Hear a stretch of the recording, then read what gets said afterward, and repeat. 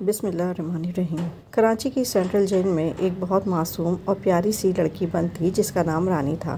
شاید اس کے والدین نے اس کا حسن دیکھ کر اس کا نام رانی رکھا تھا۔ میں نے اس سے پوچھا کہ وہ یہاں کیسے پہنچی۔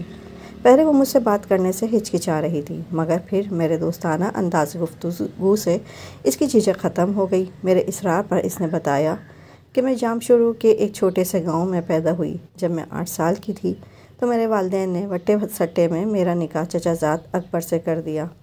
وہ مجھ سے عمر میں 20 برس بڑا تھا۔ مجھے اس سے بڑا ڈر لگتا تھا کیونکہ وہ میرا ہم عمر نہیں تھا۔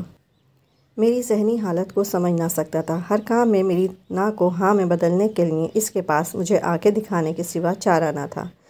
ہوا یوں کہ جب پلوشہ کا نکاح میرے بھائی سے ہوا، وہ 16-17 سال کی تھی جبکہ میں 8-9 برس کی۔ میرے چاچا نے شرط رکھی، ہماری بیٹی لو اور اپنی بیٹی دو۔ ابا تو ہر صورت میں بھائی کی بیٹی کو بہو بنانا چاہتے تھے۔ انہوں نے یہ شرط منظور کر لی۔ مجھ چھوٹی سی بچی کا نکاح اپنے بھتیجے اکبر سے پڑھوا دیا اور بدلے میں پلوشہ کو بہو بنا کر لے آئے۔ میرا انہوں نے کچھ نہ سوچا کہ میری عمر ابھی شادی کی نہیں ہے، گلیوں میں بھاگتی اور گڑیوں سے کھیلتی کو بھلا شادی کے تقاضوں کا کیا پتہ۔ رخصتی کے بعد چاچا کے گھر جاتے ہی میں رونے لگی۔ چاچی نے پیار کیا اور دلاسا دیا کہ آج میرے پاس رہ جا، وعدہ ہے کل تمہارے گھر لے جاؤں گی۔ وہی ننھی منی دلہن نے وہ رات اپنی چاچی کے پہلو میں سو کر گزاری۔ یہ تو ایک شرط تھی چاچا کی، ورنہ میری رخصتی کا ابھی وقت نہیں آیا تھا۔ اگلے دن میری اماں نے اپنی دیورانی کی منت سماجت کر کے یہ بات منوا لی کہ فی الحال کچھ دن اسے ہمارے پاس چھوڑ دو، میں سمجھا بجھا کر اسے واپس لے آؤں گی۔ نکاح تو کر دیا ہے، اب ڈر کس بات کا ہے، تمہاری ہی بہو ہے۔ سچ شکر کہ چاچی نے اماں کی یہ بات مان لی، ورنہ ان کو ایک کم عمر نوکرانی کی اشد ضرورت تھی۔ انہوں نے سوچا کہ اگر رانی کو کچھ عرصے ماں کے گھر رہنے دوں تو اس کی ماں احسان مند ہوگی اور میری بیٹی سے شفقت بھرا سلوک کرے گی۔ ایسا ہی ہوا۔ ماں نے پلوشہ کے معاملے میں نرمی سے کام لیا، ورنہ انہیں بھی باندے کی اشد ضرورت تھی۔ اب میں بھابھی کے ساتھ گھر کے کاموں میں ہاتھ بٹاتی تو اسے بھی آرام ملتا۔ چاچی نے اکبر کو سمجھا دیا تھا کہ بیٹا 1-2 سال بعد رخصتی لے لیں گے، ابھی وہ بہت چھوٹی ہے، شادی کے تقاضوں کو نہیں سمجھے گی، یہاں لا کر قید کیا تو گھبرائے گی، پریشان کرے گی، ہم بھی بے سکون رہیں گے۔ وہ وہاں تیری بہن کے ساتھ کام کرا لیتی ہے، میری بیٹی کو بھی آرام ملتا ہے اور ساس بھی اس وجہ سے پلوشہ پر مہربان رہتی ہے۔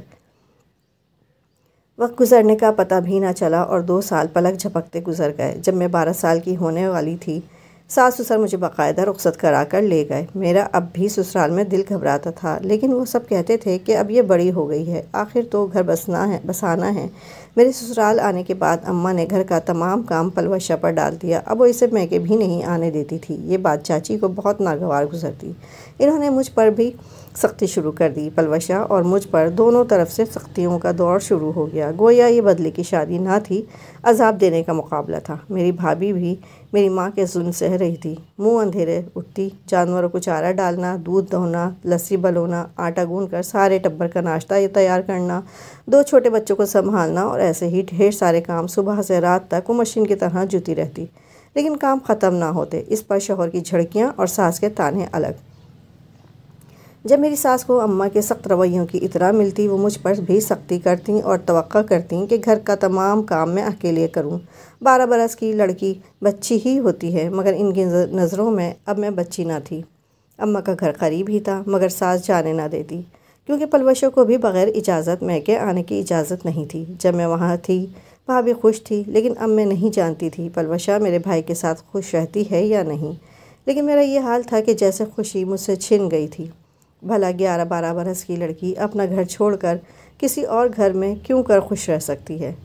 رفتہ رفتہ چاچی کا دل پتھر جیسا ہو گیا۔ اس کو مجھ پر ذرا بھی ترس نہ آتا۔ وہ مجھ سے اتنا کام لیتی کہ میں چلچلاتی دھوپ میں خاندان بھر کی روٹیاں پکاتے پکاتے بے ہوش ہو جاتی۔ ایسا وہ اس لیے کرتی تھی کہ میرے باپ کے گھر میں اس کی بیٹی پر بھی میری ماں ایسی ہی سختیاں کرتی تھی۔ دیہات کی عورتوں کی زندگی آج کے اس جدید دور میں بھی صدیوں قبل جیسی مشقت بھری ہے۔ شہر کی عورتیں ایک دن ان جیسا گزار لیں تو ان کے پسینے چھوٹ جائیں۔ وہاں اب بھی بہوؤں سے ایسے ہی کام لیا جاتا ہے جس طرح خرکاروں کے کیمپوں میں اغوا شدہ افراد سختی اور زیادتی برداشت کرنے پر مجبور ہوتے ہیں۔ میں اپنے سگے چاچا کی بہو تھی، مگر ظلم سہنے پر اس لیے مجبور تھی کہ ان کی بیٹی بھی ہمارے گھر میں سکھی نہیں تھی۔ ان حالات سے گھبرا کر میں نے گھر سے بھاگنا شروع کر دیا۔ جب موقع ملتا بھاگ کر ماں کے گھر جا پہنچتی۔ تبھی ساس اماں کے پاس آ کر مطالبہ کرتی اپنی لڑکی رکھ لو اور ہماری بیٹی واپس کر دو۔ ماں کیسے پلوشہ کو واپس کر سکتی تھی؟ وہ 3 بچوں کی ماں بن چکی تھی، مگر شوہر کو میرا ایک دن میں کے رہ جانا گوارا نہ تھا، جبکہ میں شادی کی رفاقتوں سے نفرت کرتی تھی۔ یہ عذاب سہتے میری حالت قابل رحم ہو گئی۔ میں ایک ایسے ماحول میں سانس لے رہی تھی کہ جہاں عورت کو جانور سمجھا جاتا تھا۔ عذاب سہتے سہتے میں امید سے ہو گئی۔ ایک بیٹے کو جنم دے کر ماں تو بن گئی، لیکن بچہ سنبھالنا میرے بس سے باہر تھا۔ دن کو ساس ہی اس کو سنبھالتی، رات کو وہ اسے میرے حوالے کر دیتی۔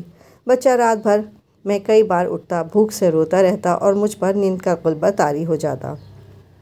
تو اکبر غصے میں اٹھ کر مجھ سوتی کے بال پکڑ لیتا۔ اس کی نیند بار بار ٹوٹتی تھی تو وہ پاگل سا ہو جاتا۔ آدھی رات کو مجھے دھنک کر رکھ دیتا کہ بچے کو چپ کرا کر اسے بھوک لگی ہے، اسے دودھ پلا۔ ایسے حالات میں کوئی مرد کیسے خوش رہ سکتا ہے؟ اکبر نے اپنی ناآسودگی کا حل تلاش کر لیا۔ گاؤں کی ایک الڑ مٹیار سے دوستی کی پینگیں بڑھا لیں۔ یہ عورت طلاق یافتہ تھی۔ شادی کے 1 سال بعد شوہر نے طلاق دے دی تھی۔ اکبر نے اس کے ابا سے رشتے کی بات کی۔ اس کے ابا اور بھائی اس شرط پر رشتہ دینے پر راضی ہوئے کہ بدلے میں اس کے بھائی امجد کو وہ اپنی بہن کا رشتہ دے گا۔ اکبر کی تو ایک ہی بہن تھی، پلوشہ، جس کی شادی ہو چکی تھی اور وہ 3 بچوں کی ماں بھی بن چکی تھی۔ لیکن یہاں معاملہ دل کا تھا۔ وہ ہر قیمت پر اپنے دل کی آرزو پوری کرنا چاہتا تھا۔ اسے بیاہتا بہن کا گھر برباد ہو جائے۔ اس نے باپ سے فریاد کی، ابا تم نے اتنی چھوٹی لڑکی سے میرا بیاہ کر کے مجھے جرم کی سزا دی ہے۔ یہ میرے پاس بسنے کو تیار نہیں ہے۔ مجھے اسے سکون کے بجائے کوفت ملتی ہے۔ اب اگر تم میری بات نہ مانی تو میں ریل کی پٹری پر جا کر لیٹ جاؤں گا۔ آخر چاہتے کیا ہو؟ چاچا نے چھوٹے بیٹے سے پوچھا۔ پہلے یہ بتاؤ کہ تمہارے بھائی کے گھر تمہاری بیٹی سکھی ہے؟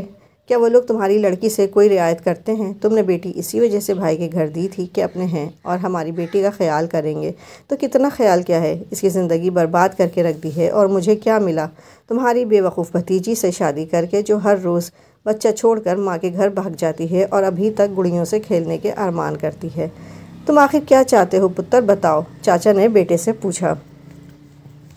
میں چاہتا ہوں کہ تم اپنی بیٹی ان سے واپس لے آؤ اور ان کی بیٹی ان کو واپس لوٹا دو۔ بے شک وہ اپنے بچے رکھ لیں، ہم بھی اپنا بچہ رکھ لیتے ہیں۔ میں اگر 2 گھر برباد کر بھی دوں تو پھر کیا ہوگا؟ بہت اچھا ہو جائے گا۔ نورنگ والے اپنی لڑکی کا رشتہ دینے کو تیار ہیں، مگر بدلے میں اپنی لڑکی کو دینی پڑے گی۔ پلوشہ کو دے کر ان کی لڑکی کو لے آئیں گے۔ میرا بھائی ایسا کبھی نہ مانے گا پتر۔ پلوشہ کے اب 3 بچے ہیں، لاکھ ظلم سہے گی، اپنے بچے وہ بھی نہیں چھوڑے گی۔ یہ ممکن نہیں ہے، مگر تو صبر رکھ، میں کوئی اور تدبیر کرتا ہوں۔ کریم بخش نے بھائی سے مشورہ کیا۔ وہ بولا، تمہاری لڑکی نہیں بستی، ہماری لڑکی تو بس رہی ہے نا، اس کا گھر کیوں برباد کرتے ہو؟ اپنی لڑکی کو طلاق دلوانی ہے تو کوئی اور تدبیر ڈھونڈو، ہم مفت میں اپنی بہو کیوں دیں؟ میرا بیٹا پھر کیا کرے گا؟ اس کی اگر بیوی لے جاؤ گے، اتنے پیسے بھی نہیں ہیں ہمارے پاس کہ اس کے لیے کسی لڑکی کا رشتہ خرید لیں۔ اکبر نے دیکھا اس کا تایا بڑا چالاک بن رہا ہے۔ اس نے خود جا کر میرے ابا سے بات کی۔ بولا، تایا جی سنو، تمہاری لڑکی وہاں سے بھاگتی ہے، لہٰذا میں دوسری شادی کرنا چاہتا ہوں۔ ہماری بہن واپس کر دو، نہیں تو اپنی بیٹی کو کسی اور جگہ بیاہ کر بدلے میں ان کی لڑکی ہمیں لا دو۔ میں زرینہ کے بھائی سے اس کی شادی کرا کر ان کی شرط پوری کر دوں گا تو وہ زرینہ کا نکاح میرے ساتھ کر دیں گے۔ قریبی رشتہ داری تھی۔ پلوشہ کا باپ تنازع بڑھانا نہ چاہتا تھا، ورنہ بہو کے ساتھ پوتے پوتیاں بھی جدا ہو جاتے۔ وہ بھتیجے کی بات مان گیا اور جیسا وہ چاہتا تھا ایسا کرنے پر تیار ہو گیا۔ اس گاؤں میں یہ کیسا بدلے کا رواج تھا کہ اس کے بغیر کوئی نوجوان شادی نہ کر سکتا تھا۔ اگر بدلے کا رشتہ موجود نہ ہوتا تو بدلے کی شرط پوری کرنے کو رقم یا زمین دینی پڑتی تھی، اور یہ دونوں چیزیں کریم بخش کے پاس نہ تھیں۔ بھائی آپس میں جدا نہ ہوں، اس کے لیے اولاد کی قربانی تو دینی پڑتی ہے، اور بیٹوں کے مقابلے میں بیٹیوں کی قربانی دینا ایک باپ کے لیے آسان بات تھی۔ تایا اور چاچا کی باہمی رضامندی سے رانی کو طلاق ہو گئی اور فیصلہ یہ ہوا کہ ساتھ والے گاؤں کے فضلو کے لڑکے سے اس کی شادی کے بدلے 1 لاکھ روپے کی رقم لے کر زرینہ کے باپ کو دی جائے گی، تاکہ وہ اس رقم سے اپنے بیٹے کے لیے کسی لڑکی کا رشتہ خرید کر گھر بسا سکے۔ یہ صورتحال زرینہ کے والد اور بھائیوں کے آگے رکھی گئی تو اتنی بڑی رقم دیکھ کر ان کے منہ میں پانی بھر آیا۔ بولے، ہمیں یہ منظور ہے کہ 1 لاکھ کے بدلے میں آپ زرینہ سے اکبر کا نکاح کرا لیں، ہم آپ کی دی ہوئی رقم سے اپنے بیٹے کے لیے رشتہ لے لیں گے۔ جب رانی کو یہ بات پتہ چلی کہ اس کے دام لے کر اسے ساتھ والے گاؤں بھیجا جا رہا ہے تو وہ بہت پریشان ہوئی۔ وہ تمام رات سو نہ سکی۔ لاکھ چھوٹی عمر سہی، پھر بھی وہ ایک ماں تو تھی، اور وہ اس کے بچے کو جدا کر کے بالکل اجنبی لوگوں کے سپرد کر رہے تھے، جن سے وہ کبھی ملی نہ تھی اور جن کو کبھی دیکھا نہ تھا۔ شادی وٹے سٹے کی ہوتی تو میکے سسرال کا ناطہ قائم رہ جاتا، یہ تو رقم کے بدلے کی شادی تھی، گویا وہ اب میکے والوں کے لیے مر گئی تھی۔ وہ مجھے مار دیتے یا بیچ دیتے، میں کچھ نہ کر سکتی تھی۔ اپنوں سے فریاد کرنے اور ان تک رسائی کے سارے راستے بند ہو رہے تھے۔ اس نے راتوں رات ایک عجیب فیصلہ کر لیا۔ آدھی رات کو اپنے بچے کو سینے سے لگا کر گھر سے نکل گئی۔ وہ نہیں جانتی تھی کہ اس کی منزل کہاں ہے، لیکن وہ بس چلتی جا رہی تھی۔ وہ سوچ رہی تھی کہ صبح جب شہر جائے گی تو وہاں کسی شہر والے سے وپتا سنا کر مدد کی درخواست کرے گی۔ اس نے کسی سے سن رکھا تھا کہ شہر میں ایک جگہ دارالامان بھی ہے جہاں لاوارث اور مظلوم لڑکیوں کو پناہ دی جاتی ہے۔ ابھی اس نے 1 میل کا راستہ بھی طے نہ کیا تھا کہ اپنے تعاقب میں لوگوں کے دوڑنے کی آوازیں سنائی دیں۔ یقیناً یہ اس کے والد، تایا، بھائی اور چچا زاد تھے۔ ان کو معلوم ہو چکا تھا کہ وہ رات کو گھر سے نکل پڑی ہے۔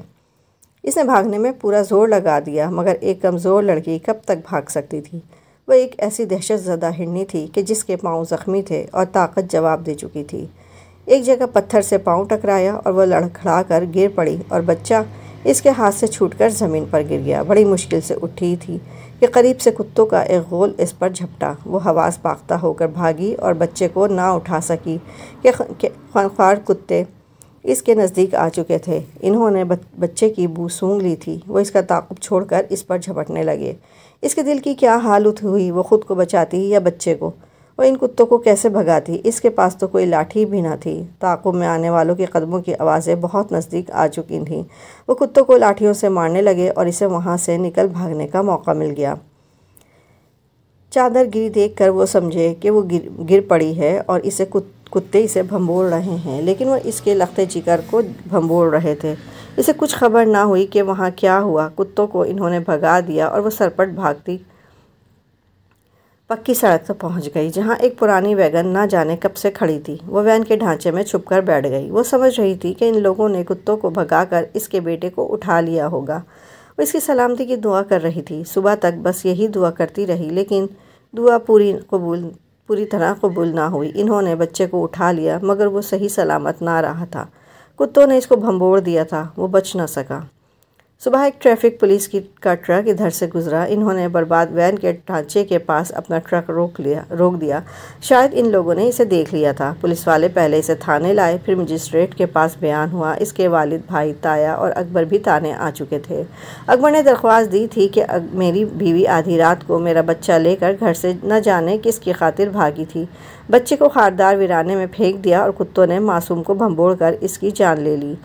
یہ میرے بچے کی قاتلہ ہے، بس اسی جرم میں وہ جیل میں تھی۔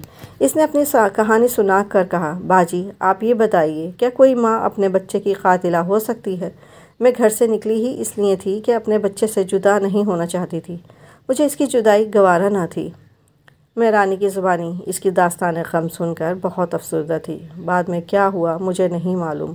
وہ رہا ہوئی، کیسے سزا ہوئی، لیکن مجھے ایک ایسی کہانی مل گئی جس میں وہ لوگ اپنا چہرہ دیکھ سکتے ہیں جو آج بھی بیٹوں کی خوشیاں پوری کرنے کے